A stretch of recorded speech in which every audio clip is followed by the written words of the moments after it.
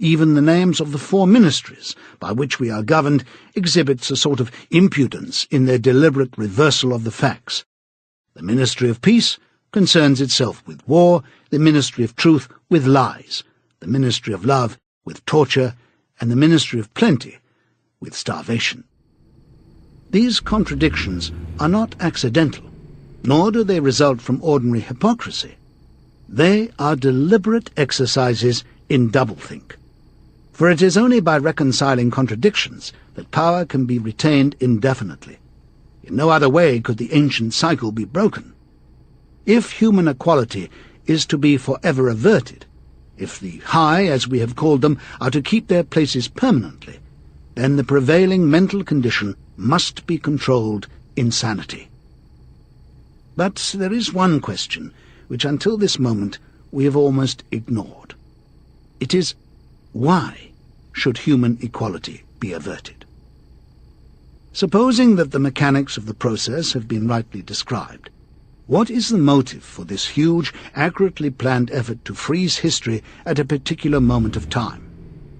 Here we reach the central secret. As we have seen, the mystique of the party, and above all of the inner party, depends upon doublethink.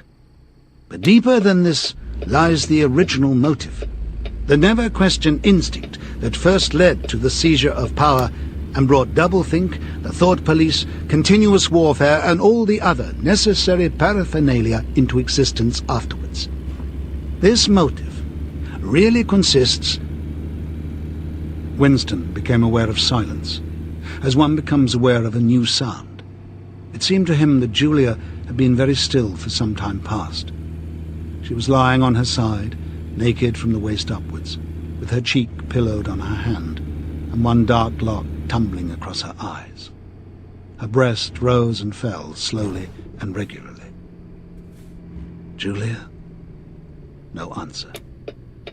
"Julia, are you awake?" No answer. She was asleep. He shut the book, put it carefully on the floor, lay down and pulled the coverlet over both of them. He had still, he reflected, not learned the ultimate secret. He understood how, he did not understand why. Chapter 1, like Chapter 3, had not actually told him anything that he did not know. It had merely systematized the knowledge that he possessed already. But after reading it, he knew better than before that he was not mad. Being in a minority, even a minority of one, did not make you mad. There was truth and there was untruth. And if you clung to the truth, even against the whole world, you were not mad. A yellow beam from the sinking sun slanted in through the window and fell across the pillow. He shut his eyes. The sun on his face and the girl's smooth body touching his own gave him a strong, sleepy, confident feeling. He was safe. Everything was all right. He fell asleep, murmuring, "Sanity is not statistical," with the feeling that this remark contained in it a profound wisdom.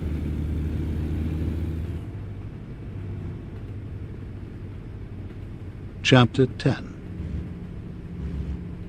When he woke, it was with the sensation of having slept for a long time, but a glance at the old-fashioned clock told him that it was only 20:30. He lay dozing for a little while. Then the usual deep-lunged singing struck up from the yard below. "It was only an hopeless fancy, it passed like an April day, but a look and a word and the dreams they stirred, they've stolen my heart away." The drivelling song seemed to have kept its popularity. You still heard it all over the place. It had outlived the hate song. Julia woke at the sound, stretched herself luxuriously, and got out of bed. "I'm hungry," she said. "Let's make some more coffee. Damn, the stove's gone out and the water's cold." She picked up the stove and shook it. "There's no oil in it." "We can get some from old Charrington, I expect." "The funny thing is, I made sure it was full. I'm going to put my clothes on," she added. "It seems to have got colder." Winston also got up and dressed himself. The indefatigable voice sang on. They say that time heals all things. They say you can always forget. But the smiles and the tears across the years, they twist my heartstrings yet. As he fastened the belt of his overalls, he strolled across to the window. The sun must have gone down behind the houses. It was not shining into the yard any longer. The flagstones were wet, as though they'd just been washed, and he had the feeling that the sky had been washed too. So fresh and pale was the blue between the chimney pots. Tirelessly the woman marched to and fro, corking and uncorking herself, singing and falling silent, and pegging out more diapers, and yet more.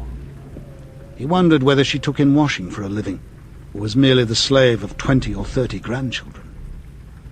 Julia had come across to his side. Together they gazed down with a sort of fascination at the sturdy figure below.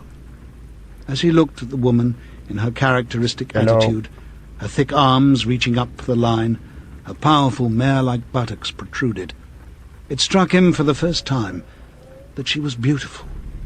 It had never before occurred to him that the body of a woman of 50, blown up to monstrous dimensions by childbearing, then hardened, roughened by work till it was coarse in the grain like an overripe turnip, could be beautiful. But it was so. And after all, he thought, why not? The solid, contourless body, like a block of granite, and the rasping red skin, bore the same relation to the body of a girl as the rose hip to the rose. Why should the fruit be held inferior to the flower? She's beautiful, he murmured. She's a metre across the hips easily, said Julia. That is her style of beauty, said Winston. He held Julia's supple waist easily encircled by his arm. From the hip to the knee, her flank was against his. Out of their bodies, no child would ever come. That was the one thing they could never do. Only by word of mouth, from mind to mind, could they pass on the secret. The woman down there had no mind. She had only strong arms, a warm heart, and a fertile belly. He wondered how many children she had given birth to. It might easily be 15. She had had her momentary flowering, a year perhaps of wild rose beauty, and then she had suddenly swollen like a fertilized fruit, and grown hard and red and coarse. And then her life had been laundering, scrubbing, darning, cooking, sweeping, polishing, mending, scrubbing, laundering, first for children, then for grandchildren, over 30 unbroken years. At the end of it, she was still singing. The mystical reverence that he felt for her was somehow mixed up with the aspects of the pale, cloudless sky stretching away behind the chimney pots into interminable distances. It was curious to think that the sky was the same for everybody, in Eurasia or East Asia as well as here. And the people under the sky were also very much the same, everywhere all over the world. Hundreds or thousands of millions of people just like this, people ignorant of one another's existence, held apart by walls of hatred and lies, and yet almost exactly the same. People who had never learned to think, but were storing up in their hearts and bellies and muscles the power that would one day overturn the world. If there was hope, it lay in the proles. Without having read to the end of the book, he knew that that must be Goldstein's final message. The future belonged to the proles. And could he be sure that when their time came, the world they constructed would not just be as alien to him, Winston Smith, as the world of the party? Yes, because at least it would be a world of sanity. Where there is equality, there can be sanity. Sooner or later it would happen. Strength would change into consciousness. The proles were immortal. You could not doubt it when you looked at that valiant figure in the yard.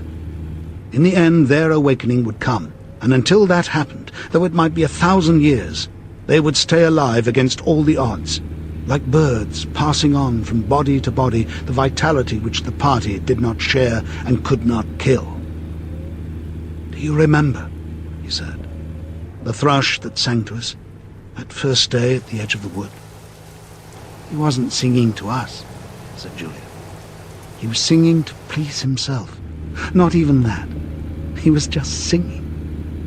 The birds sang. The proles sang. The party did not sing.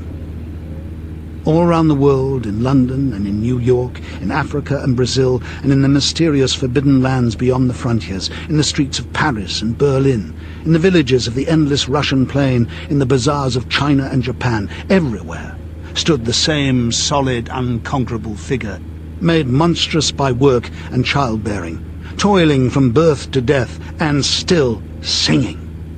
Out of those mighty loins, a race of conscious beings must one day come.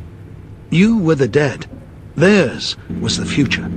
But you could share in that future if you kept alive the mind as they kept alive the body, and passed on the secret doctrine that 2 + 2 make 4.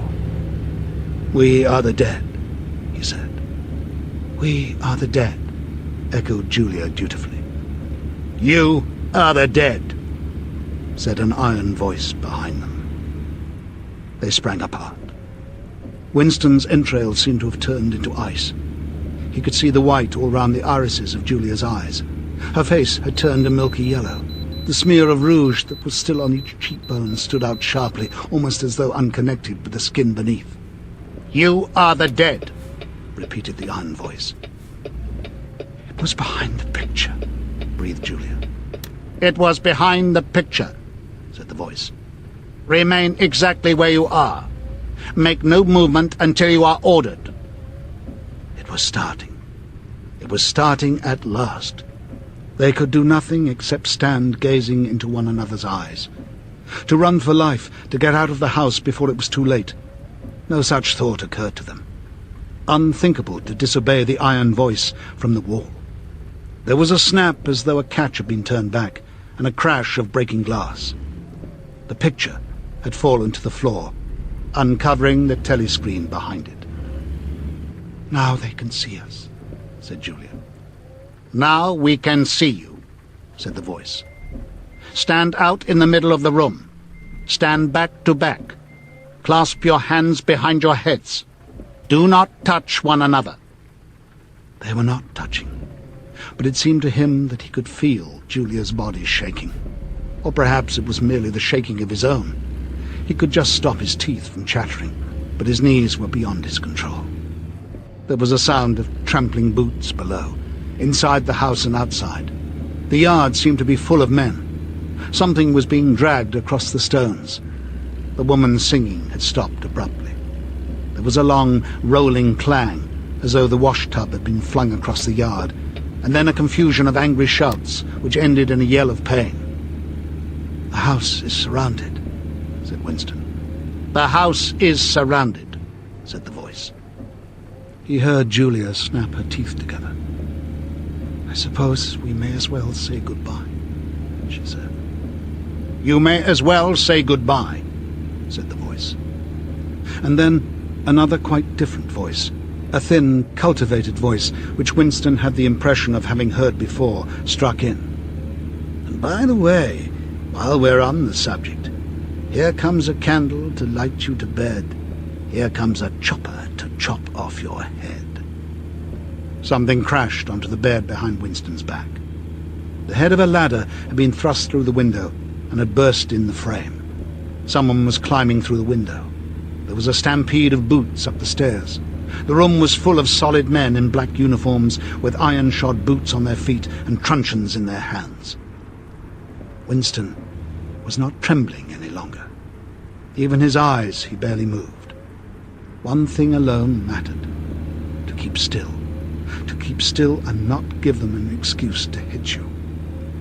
A man with a smooth prize-fighter's jowl, in which the mouth was only a slit, paused opposite him, balancing his truncheon meditatively between thumb and forefinger. Winston met his eyes. The feeling of nakedness, with one's hands behind one's head and one's face and body all exposed, was almost unbearable. The man protruded the tip of a white tongue, licked the place where his lips should have been, and then passed on. There was another crash. Someone had picked up the glass paperweight from the table and smashed it to pieces on the hearthstone.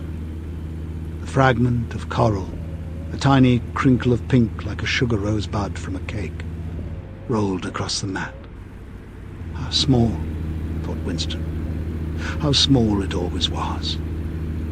There was a gasp and a thump behind him, and he received a violent kick in the ankle which nearly flung him off balance. One of the men had smashed his fist into Julia's solar plexus, doubling her up like a pocket ruler. She was thrashing about on the floor, fighting for breath. Winston dared not turn his head, even by a millimeter. But sometimes her livid, gasping face came within the angle of his vision. Even in his terror, it was as though he could feel the pain in his own body, the deadly pain which nevertheless was less urgent than the struggle to get back her breath. He knew what it was like, the terrible, agonizing pain which was there all the while but could not be suffered yet, because before all else it was necessary to be able to breathe. Then two of the men hoisted her up by knees and shoulders and carried her out of the room like a sack. Winston had a glimpse of her face upside down, yellow and contorted with the eyes shut, and still with a smear of rouge on either cheek. And that was the last he saw of her. He stood dead still. No one had hit him yet. Thoughts which came of their own accord but seemed totally uninteresting began to flit through his mind. He wondered whether they had got Mr. Charrington. He wondered what they had done to the woman in the yard. He noticed that he badly wanted to urinate, and felt a faint surprise because he had done so only 2 or 3 hours ago. He noticed that the clock on the mantelpiece said 9, meaning 21. But the light seemed too strong.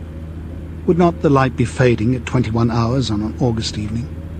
He wondered whether, after all, he and Julia had mistaken the time, had slept the clock round and thought it was 20:30 when really it was 08:30 on the following morning. But he did not pursue the thought further. It was not interesting. There was another, lighter step in the passage. Mr. Charrington came into the room. The demeanour of the black-uniformed men suddenly became more subdued. Something had also changed in Mr. Charrington's appearance. His eye fell on the fragments of the glass paperweight. "Pick up those pieces," he said sharply. The man stooped to obey. The Cockney accent had disappeared. Winston suddenly realized whose voice it was that he had heard a few moments ago on the telescreen. Mr. Charrington was still wearing his old velvet jacket, but his hair, which had been almost white, had turned black. Also, he was not wearing his spectacles. He gave Winston a single sharp glance, as though verifying his identity, and then paid no more attention to him. He was still recognizable, but he was not the same person any longer. His body had straightened and seemed to have grown bigger. His face had undergone only tiny changes that had nevertheless worked a complete transformation. The black eyebrows were less bushy, the wrinkles were gone. The whole lines of the face seemed to have altered. Even the nose seemed shorter. It was the alert, cold face of a man of about 35. It occurred to Winston that for the first time in his life he was looking with knowledge at a member of the Thought Police. Part 3, Chapter 1. He did not know where he was. Presumably he was in the Ministry of Love, but there was no way of making certain. He was in a high-ceilinged, windowless cell with walls of glittering white porcelain. Concealed lamps flooded it with cold light, and there was a low, steady humming sound, which he supposed had something to do with the air supply. A bench or shelf, just wide enough to sit on, ran round the wall, broken only by the door, and at the end, opposite the door, a lavatory pan with no wooden seat. There were 4 telescreens, one in each wall. There was a dull aching in his belly. It had been there ever since they had bundled him into the closed van and driven him away. But he was also hungry, with a gnawing, unwholesome kind of hunger. It might be 24 hours since he had eaten. It might be 36. He still did not know, probably would never know, whether it had been morning or evening when they arrested him. Since he was arrested, he had not been fed. He sat as still as he could on the narrow bench, with his hands crossed on his knee, He had already learned to sit still. If you made unexpected movements, they yelled at you from the telescreen. The craving for food was growing upon him. What he longed for above all was a piece of bread. He had an idea that there were a few breadcrumbs in the pocket of his overalls. It was even possible. He thought this because from time to time something seemed to tickle his leg, that there might be a sizable bit of crust there. In the end, the temptation to find out overcame his fear. He slipped a hand into his pocket. "Smith!" yelled a voice from the telescreen. 6079 Smith, W. Hands out of pockets in the cells. He sat still again, his hands crossed on his knee. Before being brought here, he'd been taken to another place, which must have been an ordinary prison or temporary lockup used by the patrols. He did not know how long he'd been there. Some hours, at any rate. With no clocks and no daylight, it was hard to gauge the time. It was a noisy, evil-smelling place. They'd put him into a cell similar to the one he was in now, but filthily dirty, and at all times crowded by 10 or 15 people. The majority of them were common criminals, but there were a few political prisoners among them. He had sat silent against the wall, jostled by dirty bodies, too preoccupied by fear and the pain in his belly to take much interest in his surroundings, but still noticing the astonishing difference in demeanor between the party prisoners and the others. The party prisoners were always silent and terrified, but the ordinary criminals seemed to care nothing for anybody. They yelled insults at the guards, fought back fiercely when their belongings were impounded, wrote obscene words on the floor, ate smuggled food which they produced from mysterious hiding places in their clothes, and even shouted down the telescreen when it tried to restore order. On the other hand, some of them seemed to be on good terms with the guards, called them by nicknames, and tried to wheedle cigarettes through the spy hole in the door. The guards, too, treated the common criminals with a certain forbearance, even when they had to handle them roughly. There was much talk about the forced labor camps to which most of the prisoners expected to be sent. It was all right in the camps, he gathered, as long as you had good contacts and knew the ropes. There were bribery, favoritism, and racketeering of every kind. There were homosexuality and prostitution. There was even illicit alcohol distilled from potatoes. The positions of trust were given only to the common criminals, especially the gangsters and the murderers, who formed a sort of aristocracy. All the dirty jobs were done by the politicals. There was a constant come and go of prisoners of every description. Drug peddlers, thieves, bandits, black marketeers, drunks, prostitutes. Some of the drunks were so violent that the other prisoners had to combine to suppress them. An enormous wreck of a woman, aged about 60, with great tumbling breasts and thick coils of white hair, which had come down in her struggles, was carried in, kicking and shouting, by 4 guards, who had hold of her, one at each corner. They wrenched off the boots with which she had been trying to kick them, and dumped her down across Winston's lap, almost breaking his thigh bones. The woman hoisted herself upright and followed them out with a yell of, "Fucking bastards!" Then, noticing that she was sitting on something uneven, she slid off Winston's knees onto the bench. "Beg pardon, dearie," she said. "I wouldn't have sat on you, only the buggers put me there. They don't know how to treat a lady, do they?" She paused, patted her breast, and belched. "Pardon?" she said. "I am myself quite." She leant forward and vomited copiously on the floor.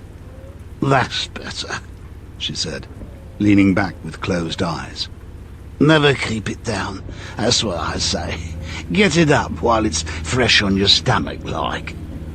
She revived, turned to have another look at Winston, and seemed immediately to take a fancy to him. She put a vast arm round his shoulder and drew him towards her, breathing beer and vomit into his face. "What's your name, dearie?" she said. "Smith," said Winston. "Smith?" said the woman. "That's funny. My name's Smith too. Why," she added sentimentally, "I might be your mother." She might, thought Winston, be his mother. She was about the right age and physique, and it was probable that people changed somewhat after 20 years in a forced labor camp. No one else had spoken to him. To a surprising extent, the ordinary criminals ignored the party prisoners.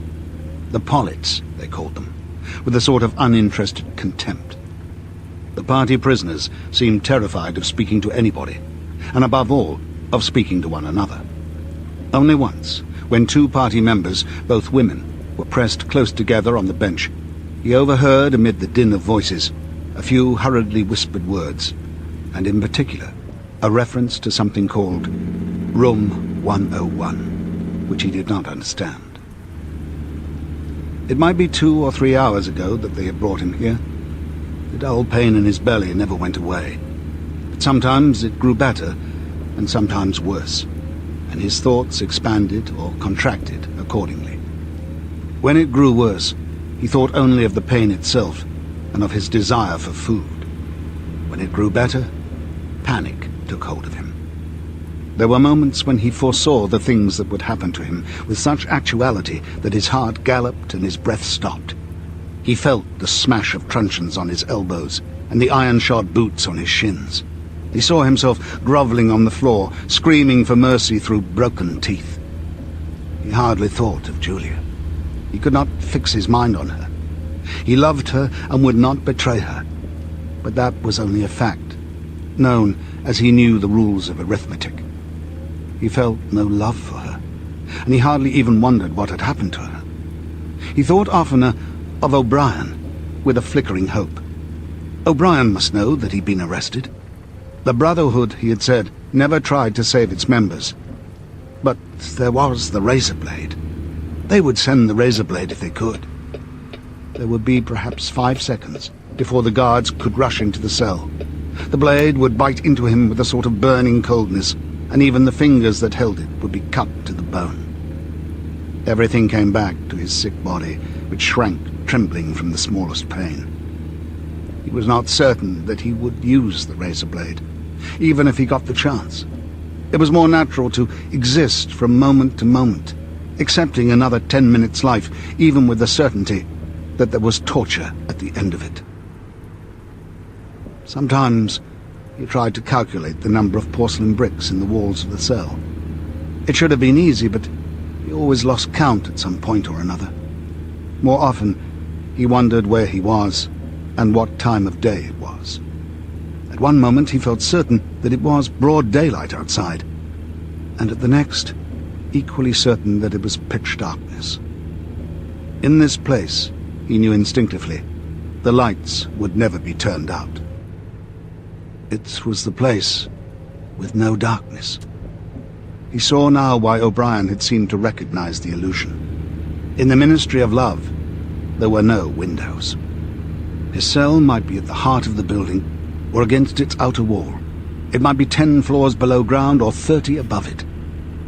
He moved himself mentally from place to place, and tried to determine by the feeling of his body whether he was perched high in the air, or buried deep underground. There was a sound of marching boots outside. The steel door opened with a clang. A young officer, a trim, black-uniformed figure who seemed to glitter all over with polished leather, and whose pale, straight-featured face was like a wax mask, stepped smartly through the doorway. He motioned to the guards outside to bring in the prisoner they were leading. The poet, Ampleforth, shambled into the cell. The door clanged shut again. Ampleforth made 1 or 2 uncertain movements from side to side, as though having some idea that there was another door to go out of, and then began to wander up and down the cell. He had not yet noticed Winston's presence. His troubled eyes were gazing at the wall about a meter above the level of Winston's head. He was shoeless. Large, dirty toes were sticking out of the holes in his socks. He was also several days away from a shave. A scrubby beard covered his face to the cheekbones, giving him an air of ruffianism that went oddly with his large, weak frame and nervous movements. Winston roused himself a little from his lethargy. He must speak to Ampleforth and risk the yell from the telescreen. It was even conceivable that Ampleforth was the bearer of the razor blade. "Ampleforth," he said. There was no yell from the telescreen. Ampleforth paused, mildly startled. His eyes focused themselves slowly on Winston. "Ah, Smith," he said. "You too. What are you in for?" "To tell you the truth." He sat down awkwardly on the bench opposite Winston. "There is only one offence, is there not?" he said. "And have you committed it?" "Apparently I have." He put a hand to his forehead and pressed his temples for a moment, as though trying to remember something. "These things happen," he began vaguely. "I've been able to recall one instance, a possible instance. It was an indiscretion, undoubtedly. We were producing a definitive edition of the poems of Kipling. I allowed the word God to remain at the end of a line.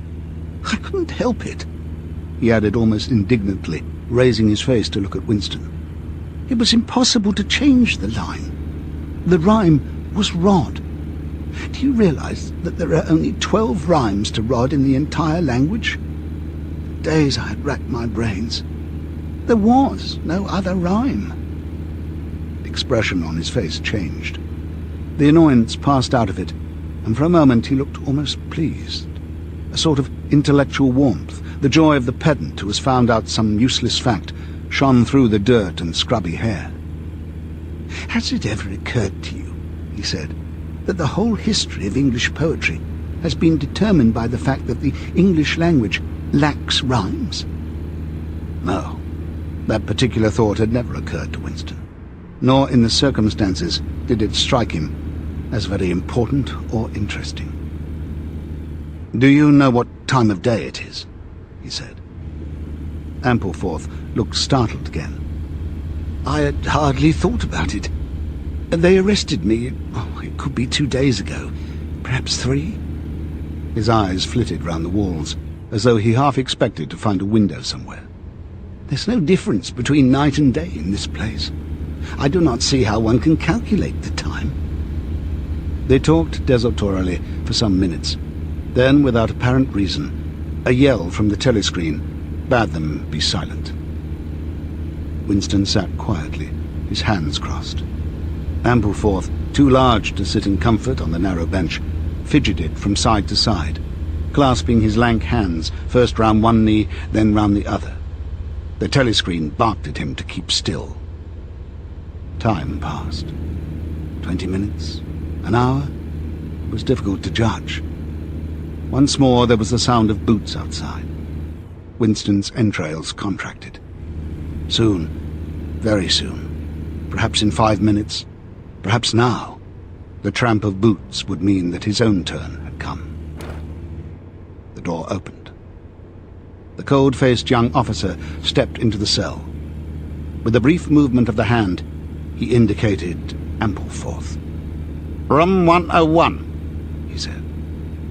Ampleforth marched clumsily out between the guards, his face vaguely perturbed, but uncomprehending.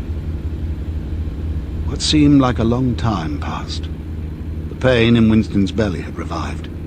His mind sagged round and round on the same track, like a ball falling again and again into the same series of slots. He had only 6 thoughts: the pain in his belly, a piece of bread, the blood and the screaming. O'Brien, Julia, the razor blade. There was another spasm in his entrails. The heavy boots were approaching. As the door opened, the wave of air that it created brought in a powerful smell of cold sweat. Parsons walked into the cell. He was wearing khaki shorts and a sports shirt. This time Winston was startled into self-forgetfulness. "You here?" he said. Parsons gave Winston a glance in which there was neither interest or surprise, but only misery. He began walking jerkily up and down, evidently unable to keep still. Each time he straightened his pudgy knees, it was apparent that they were trembling. His eyes had a wide-open look, staring look, as though he could not prevent himself from gazing at something in the middle distance. "What are you in for?" said Winston. "Thought crime," said Parsons, almost blubbering. The tone of his voice implied at once a complete admission of his guilt and a sort of incredulous horror that such a word could be applied to himself. He paused opposite Winston and began eagerly appealing to him. "You don't think they'll shoot me, do you, old chap? They don't shoot you if you haven't actually done anything. Only thoughts, which you can't help. I know they'll give you a fair hearing. Oh, I trust them for that. They'll know my record, won't they? You know what kind of a chap I was. Not a bad chap in my way. Not brainy, of course, but keen. I tried to do my best for the party, didn't I? I'll get off with 5 years, don't you think? Or even 10 years? Or a chap like me could make himself pretty useful in a Labour camp. They wouldn't shoot me for going off the rails just once." "Are you guilty?" said Winston. "Well, of course I'm guilty," cried Parsons with a servile glance at the telescreen. "You don't think the party would arrest an innocent man, do you?" His frog-like face grew calmer and even took on a slightly sanctimonious expression. "Thought crime is a dreadful thing, old man," he said sententiously. "It's insidious. It can get hold of you without you even knowing it. Do you know how it got hold of me? In my sleep. Yes, that's a fact. There I was, working away, trying to do my bit. Never knew I had any bad stuff in my mind at all.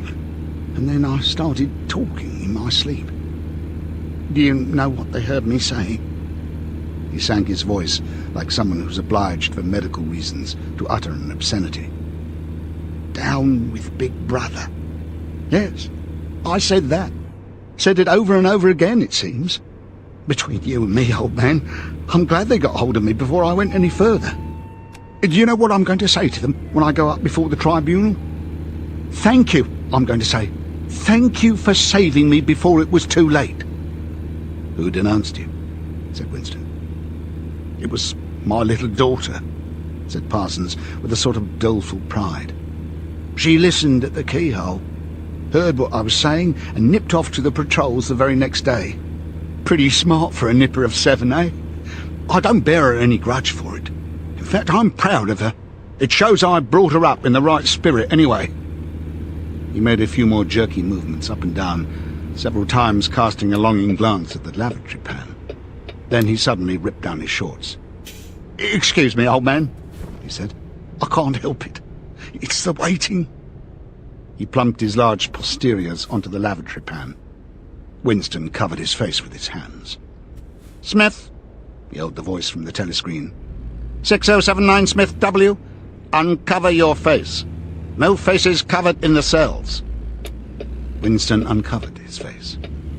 Parsons used the lavatory, loudly and abundantly. It then turned out that the plug was defective, and the cells stank abominably for hours afterwards. Parsons was removed. More prisoners came and went mysteriously. One, a woman, was consigned to room 101, and Winston noticed seemed to shrivel and turn a different colour when she heard the words. A time came when, if it had been morning when he was brought here, it would be afternoon. Or if it had been afternoon, then it would be midnight. There were 6 prisoners in the cell, men and women. All sat very still. Opposite Winston, there sat a man with a chinless, toothy face, exactly like that of some large, harmless rodent.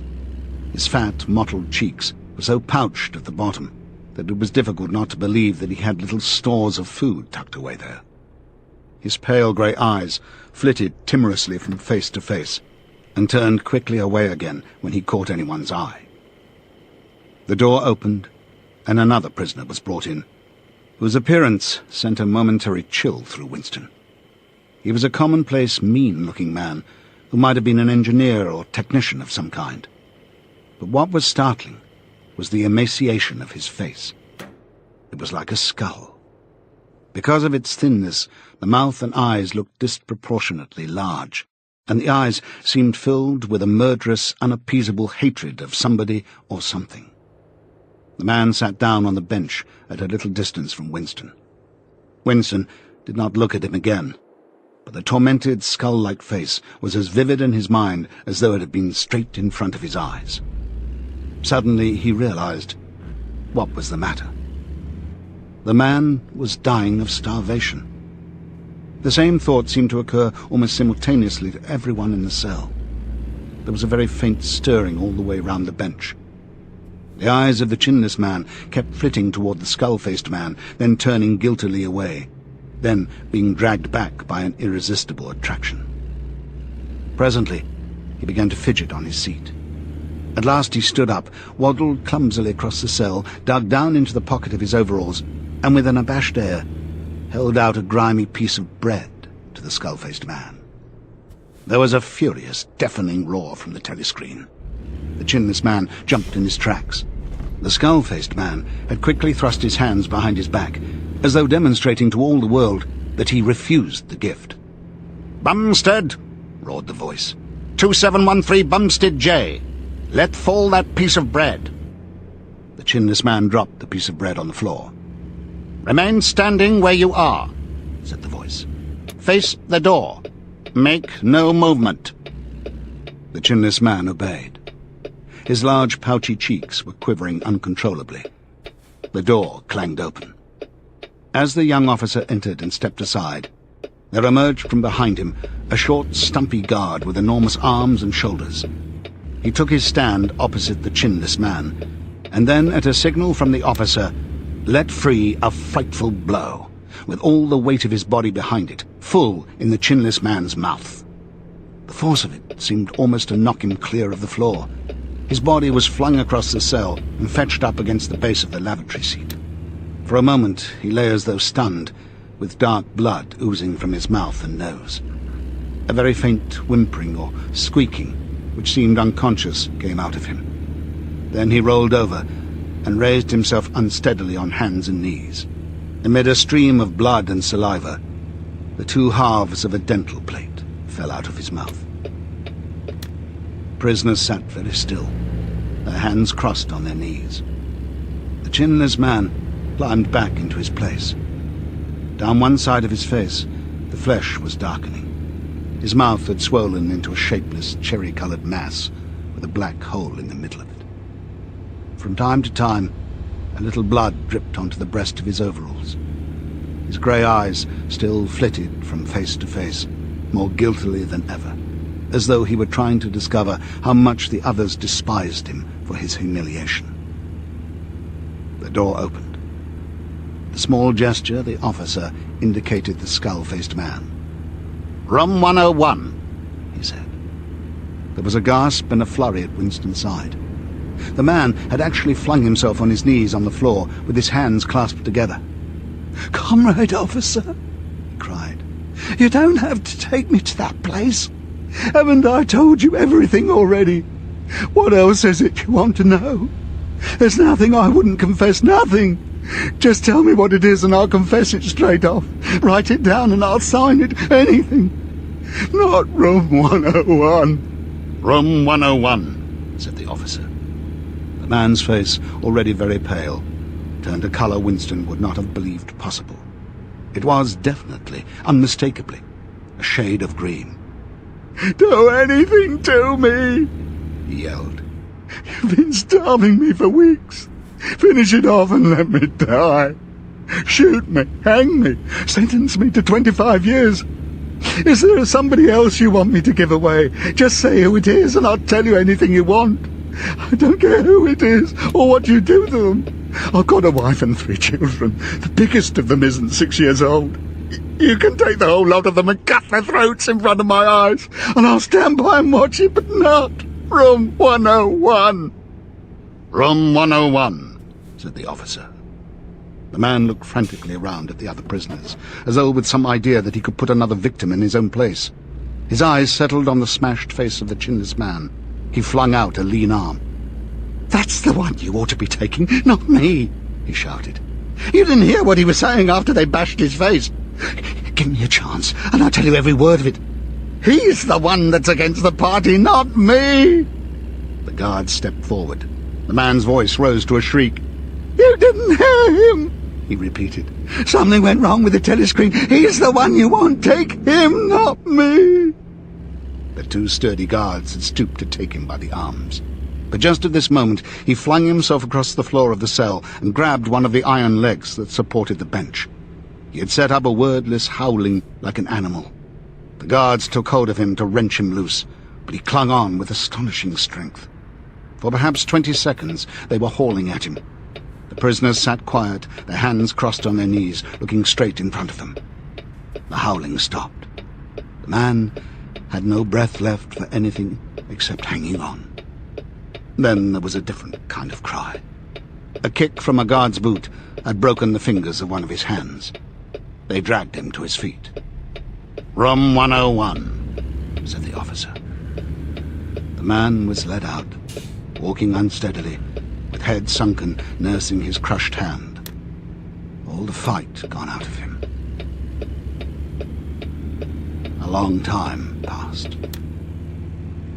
If it had been midnight when the skull-faced man was taken away, it was morning. If morning, it was afternoon. Winston was alone, and had been alone for hours. The pain of sitting on the narrow bench was such that often he got up and walked about, unreproved by the telescreen.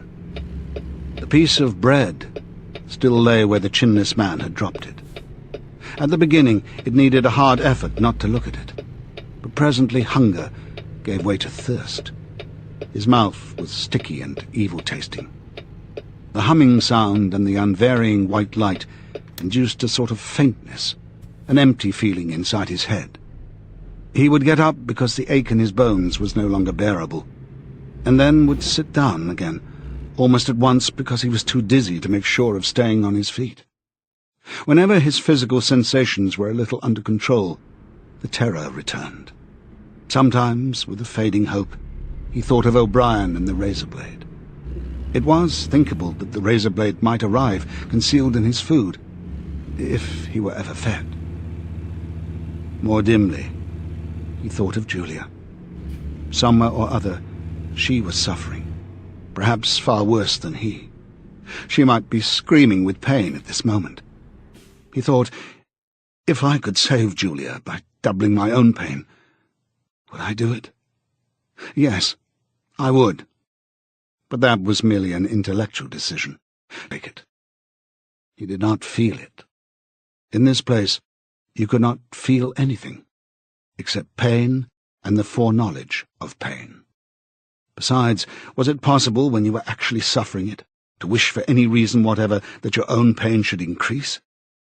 But that question was not answerable yet. The boots were approaching again. The door opened. O'Brien came in. Winston started to his feet. The shock of the sight had driven all caution out of him. For the first time in many years, he forgot the presence of the telescreen. "They've got you too?"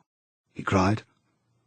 "They got me a long time ago," said O'Brien, with a mild, almost regretful irony. He stepped aside. From behind him there emerged a broad-chested guard with a long black truncheon in his hand. "You knew this, Winston," said O'Brien. "Don't deceive yourself. You did know it. You have always known it." Yes. He saw now that he had always known it. But there was no time to think of that. All he had eyes for was the truncheon in the guard's hand. It might fall anywhere, on the crown, on the tip of the ear, on the upper arm, on the elbow. The elbow! He had slumped to his knees, almost paralyzed, clasping the stricken elbow with his other hand. Everything had exploded into yellow light.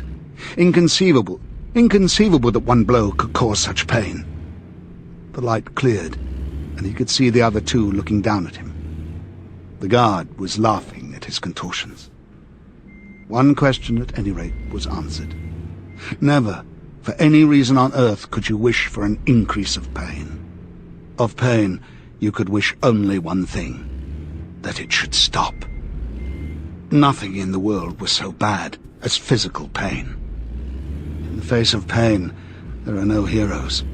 No heroes, he thought, over and over, as he writhed on the floor, clutching uselessly at his disabled left arm.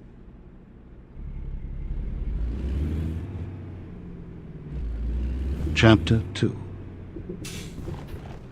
He was lying on something that felt like a camp bed, except that it was higher off the ground, and that he was fixed down in some way, so that he could not move.